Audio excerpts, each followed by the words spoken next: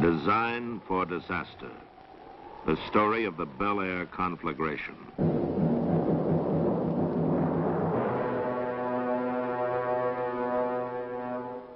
Santa Ana. Indians named it Santana, the devil wind.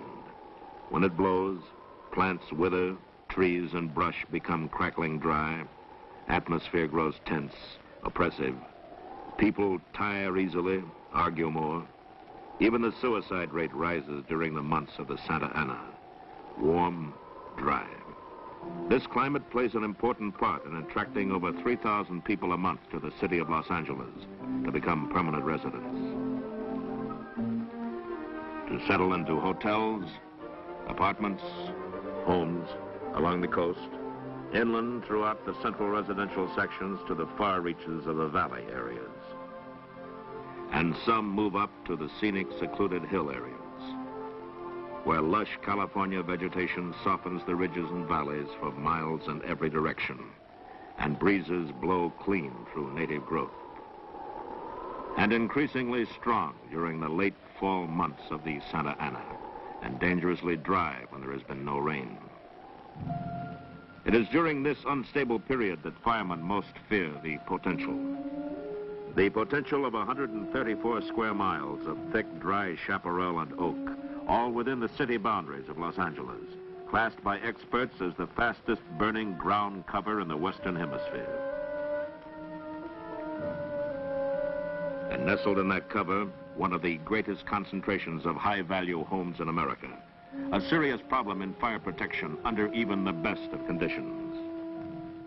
On the morning of November 6, 1961, fire department dispatchers find conditions far from the best. Santa Ana winds are strong, gusty. Humidity and moisture content of the brush rock bottom. Fire danger extreme. At 8:03 a.m., a condition of high hazard is declared throughout the department. Standby companies are moved up to stations near brush areas to strengthen the circle of protection. But even as they move, trouble strikes. At 8:15, an alert of fire is relayed to the officer in command of mountain firefighting units. Mountain Patrol and all units concerned. They reported brush fire in the mountain area, 3600 block Stone Canyon. The division chief responds immediately. Clouds of brush smoke are already visible on the ridge. The chief calls for additional companies. The fire, starting from its point of origin north of Mulholland on Stone Canyon, spreads out along canyon walls in three directions. First arriving units succeed in stopping it on the north, east, and west flanks before it reaches threatened homes. But there is no stopping it on the south. Winds are driving the flames fast and hard toward Mulholland. The chief declares a condition of major emergency. The master plan of defense against a serious brush fire begins. Support from air tankers is requested. 15 additional engine companies roll out. All key personnel are alerted and special mountain firefighting equipment dispatched. Deputy and division chiefs move up to take command of field units as radio messages crackle in. The fire is over the top. It's heading straight down Stone Canyon. Engine 31, 45, 46, and 67 move directly into the fire. Fire has jumped Mulholland at the crest of the Santa Monicas, headed toward Bel Air.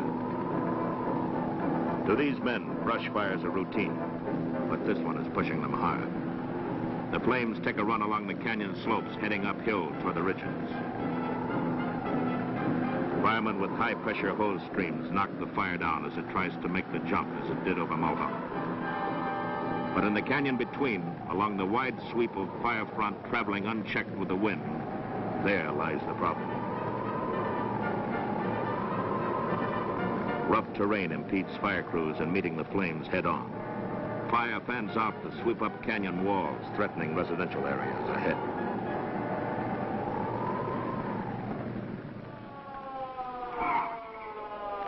Chief Engineer William Miller arrives at Command Post Headquarters to take charge of fire operations.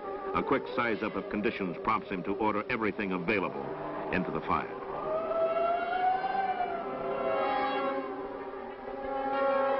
Time is vital. Fire is spreading, growing by the minute. Air tankers sweep in.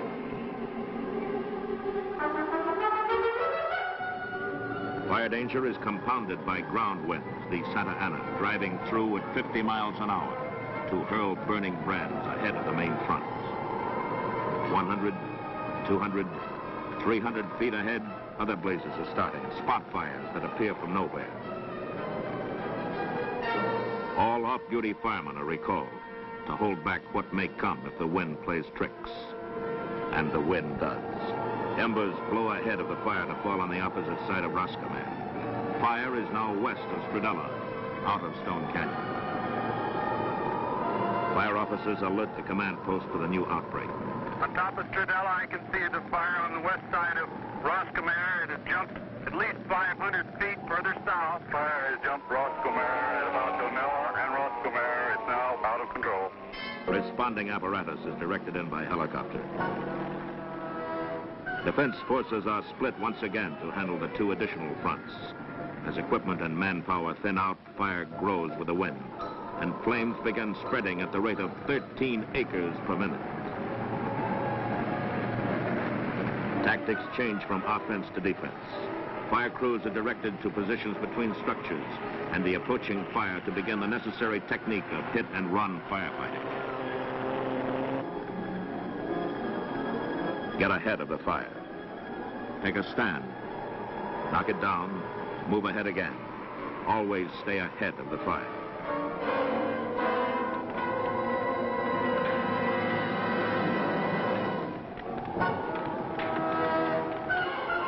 Firemen, almost in the dark, fight to keep flames confined to single homes. But now fire is below them, sweeping south, coming up on both sides of the ridges they stand on, going overhead with the wind, jumping ahead of the men. The firemen are no longer ahead of the fire. Field commanders request more and more help as the flames spread. Unless we have companies that can lay into these individual houses, we are going to begin losing more houses on Roscommon. It has already jumped Brenda Flora, going towards Sepulveda. There's houses going on both sides of the street in the 1700 block Roscommon. There are about 15 houses involved at the corner of Anzio Road and Roscommon. We're dispatching everything we have. But everything is not enough. Badly needed help has come from county firefighting units. 22 of their engine companies and patrol rigs are at the fire. 10 more are on the way. CAT operators work directly ahead of the flames to stop their advance. 23 surrounding municipalities roll out to fill vacated Los Angeles stations to cover for city companies that have moved into the fire. Fire officials decide where residents may remain, where they may not. Decisions are based on the prime consideration in any fire, safety to human life. Ahead of the fire, police officers are hard-pressed to control the evacuation of residents. While they work, radios blare out messages of trouble. In Kidder Canyon, we need police assistance here to evacuate these people. We are going to lose some civilians if we don't get them out of here. There's a lady here having difficulty breathing. She's been sick and trapped in this fire. We have a school bus trapped 2425 Roscommon Road. The children are out. The driver and the bus are trapped. We've got a report of 4 people trapped on foot between Chelan and Roscommon. We need help from the police department. Send an ambulance to 2025 Stradella Road. Injured fireman. 850 Linda, Flora. The house is on fire and there's a lady trapped. Congestion blocks fire trucks. Everyone must use the same narrow streets. No crossroads connect the steep canyons. Where fire easily jumps the ridges, firefighters must drive miles to go around them. Sightseers add to the problems. Police are forced to arrest many who move in to get a ringside view of disaster. And disaster it is. In the canyons, along the hillsides, on the ridges, houses are burning. Smoke blacks out the sun. Firemen work in close as firebrands blow against the sides of houses, drive into crevices of wooden roofs, through windows, into ventilators, and bunch under the eaves of houses in glowing masses, held there by hot blasts of fire wind. Wind that bends high-pressure hose streams into worthless spray. Wind that whips roof fires into billows of stubborn flame. Where the men have water to fight with, they're holding their own.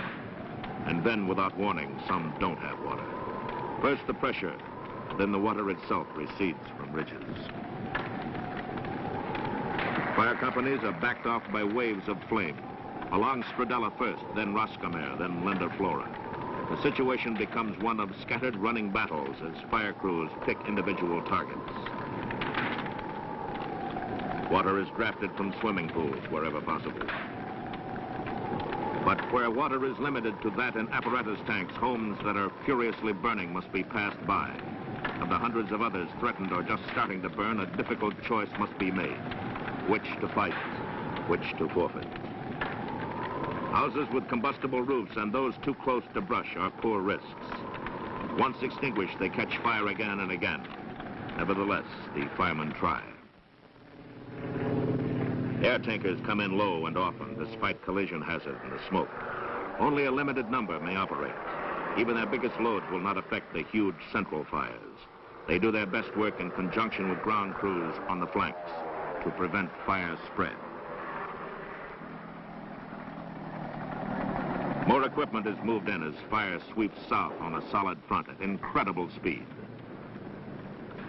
Every burning thing that can be torn loose by the wind is hurled ahead in this horizontal, leapfrogging, wind-driven advance.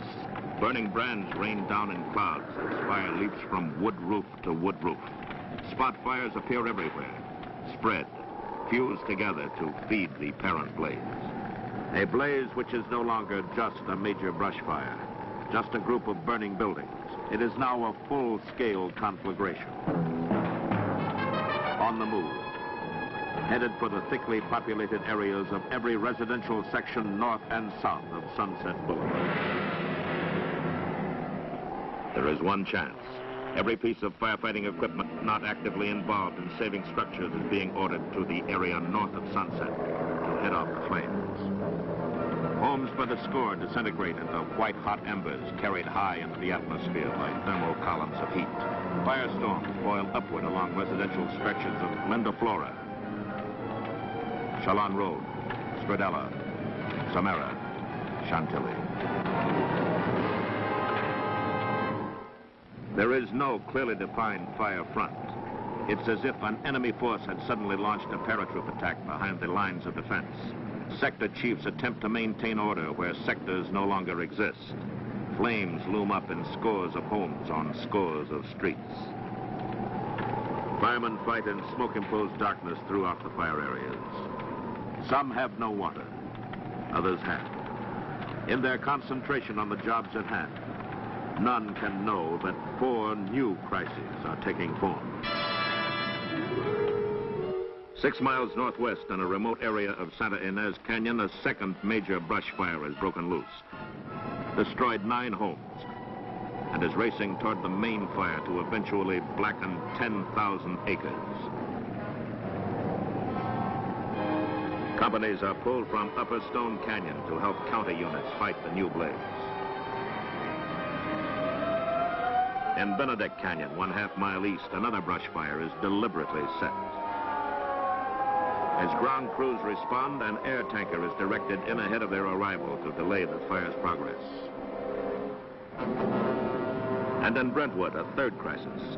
1.5 miles west of furiously burning Bel Air, a completely unexpected phenomenon takes place. Thousands of firebrands are literally dumped from the skies on this heretofore untouched section. In residential areas and hills above, the embers spread. From 60 to 70 fires suddenly blaze up, as if an aerial incendiary attack had been launched.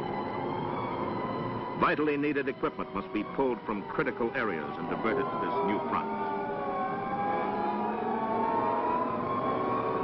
At the same time, a 4th emergency hits. Clouds of sparks soar high over the new 600-foot San Diego freeway complex to envelop ridges of West Sepulveda Canyon. As fire in the space of a few minutes leaps the largest man-made firebreak in the city.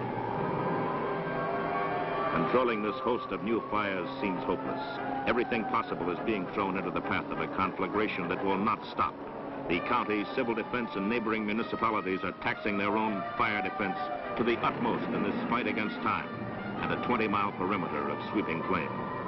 Men do not know where the fire stops or where it begins. or how far it will go, or how much longer. Moraga, Kenter Canyon, Bundy, Taggart-Tail. Too many streets, too many homes, too many fires for only 3,000 men to fight. And to these men, the whole thing seems unreal. This is the heat that will not cool, water that will not quench,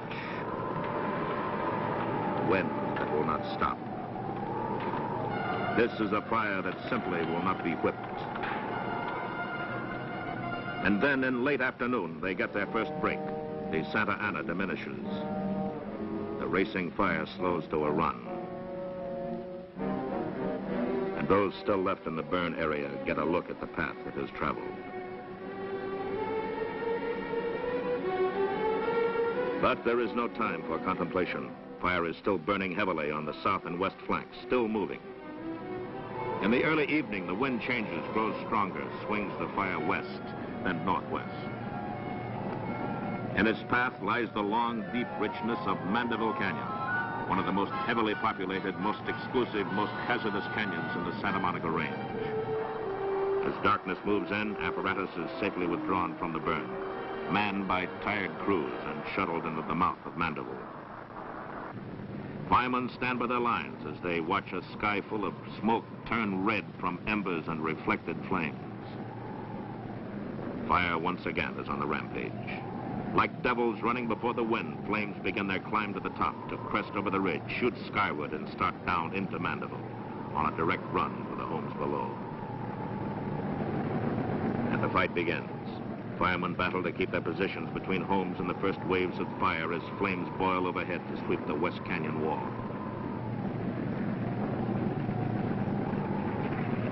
Within minutes, the canyon is smothered in a maelstrom of smoke, cinders, and fire.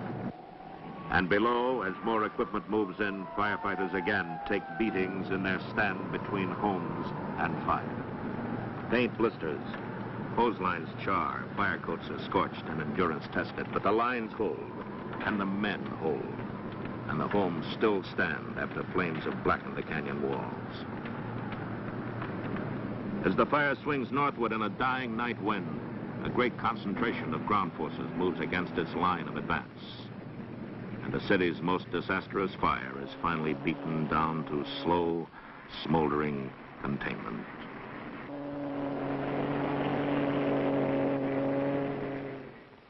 On November 7th, the morning sun reveals the ruins of what yesterday were homes and trees and irreplaceable possessions. Now fireplaces stand as tombstones over row upon row of dead homes on dead streets. 484 times, fire proved its deadly efficiency by incinerating in a few roaring minutes what families had taken years to acquire. 6,090 acres of blackened hills, canyons, and neighborhoods. Over 3,000 men, 240 fire vehicles, and 16 aircraft tried to stop it. Did stop it, but only after a hard driving Santa Ana died down and gave them a chance. They broke the fire's back in 12 hours, saved over 2,200 homes, a major college. Not one single life was lost. Not one critical burn case reported. Firemen had set a new record according to national fire experts. But still, people wonder. Fire victims, as well as those who merely read about the fire, ask the same question. How can a brush fire get so far out of control within a well-protected city and do the things it does? Let's analyze this fire and see what did happen. Some phases are difficult to explain. Why is a framework of bare wood left unharmed in a furnace of heat that crumbles masonry around it? Why does a roaring fire suddenly stop in heavy brush as if cut by a knife? Why do flames spare one house and consume identical dwellings on all sides? A general pattern of fire behavior, however, can be explained. When a brush fire is traveling downhill, it is most receptive to extinguishment.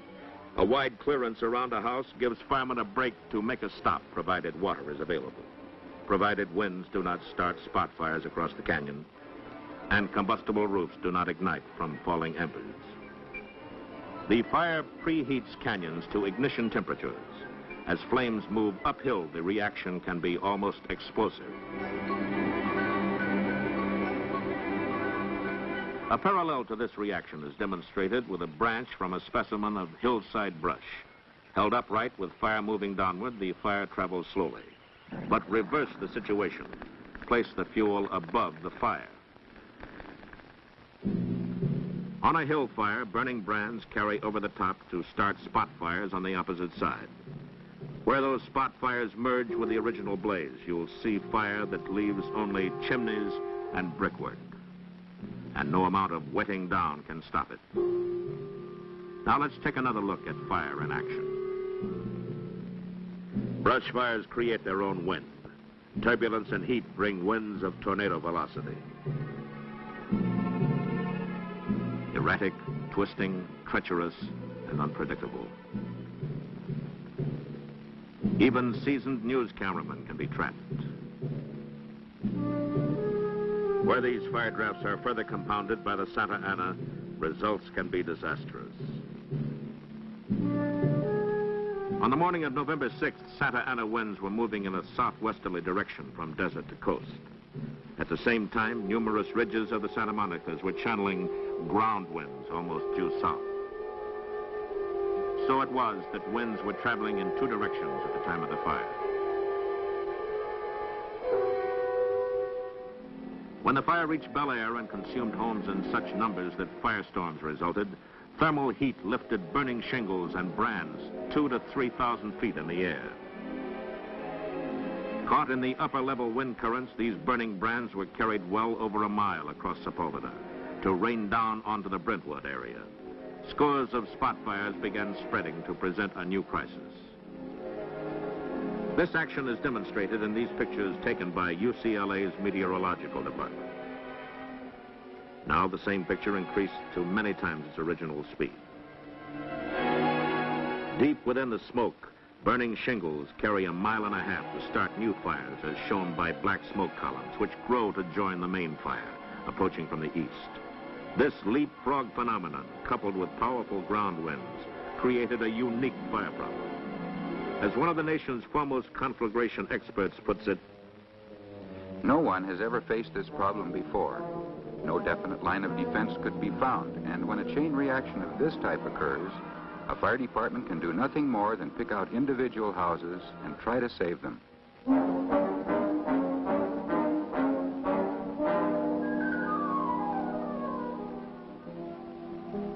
But even in such attempts to save individual homes, firemen are further thwarted by the loss of water. How can a modern water system properly designed to meet emergency fire conditions fail to function? Let's look at this simplified diagram of houses on a hill being supplied by a water tank above. When thousands of outlets are opened below the hill, water pressure is lost in the overtaxed main, regardless of the amount of water above the houses. Where the water supply comes from a distant location and supply pipes dead end on the hill, unnecessary use of too many outlets below the fire area simply drains the water out of the upper system. We have considered water, wind, and weather. Now there's the very real problem of how a house is constructed and where. Suppose we live in a house above the congestion of the neighborhood below, or in a stilt house built over the brush, or in a typical home with a combustible roof, wide, low eaves to catch sparks and fire, and a big picture window to let the fire inside. Under any such conditions, there's not much of a chance.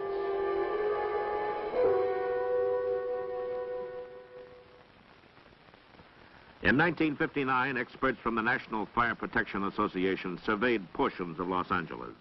They found a mountain range within the city, combustible roofed houses closely spaced in brush-covered canyons and ridges, serviced by narrow roads. They called it a design for disaster. They predicted the Bel Air fire, plus others which are sure to come, unless citizens and city officials work together on a definite plan of fire defense. The prediction was nothing new to firemen. They have their own ideas about people who don't like water pumping stations or fire stations in their neighborhood because they feel that they're unsightly. Or homeowners who refuse to cut brush away from homes because it mars the natural beauty of the hills. And those groups who maintain to the last glowing ember that combustible routes are not hazardous in fire areas, despite the fact that over 600 cities have outlawed them. Firefighters are thankful that such is not the thinking of the majority of citizens. But it does not take a majority to start a fire or to feed a conflagration that burns out the careful along with the careless. You are only as safe as your neighbor. When you live in a hazardous area, you're gambling that fire won't start from hot ashes, a cigarette, children with matches, a faulty chimney, auto accidents, a firebug, fallen wires, or lightning.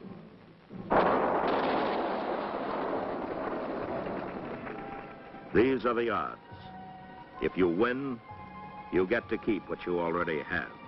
If you lose, fire, the winner, takes all.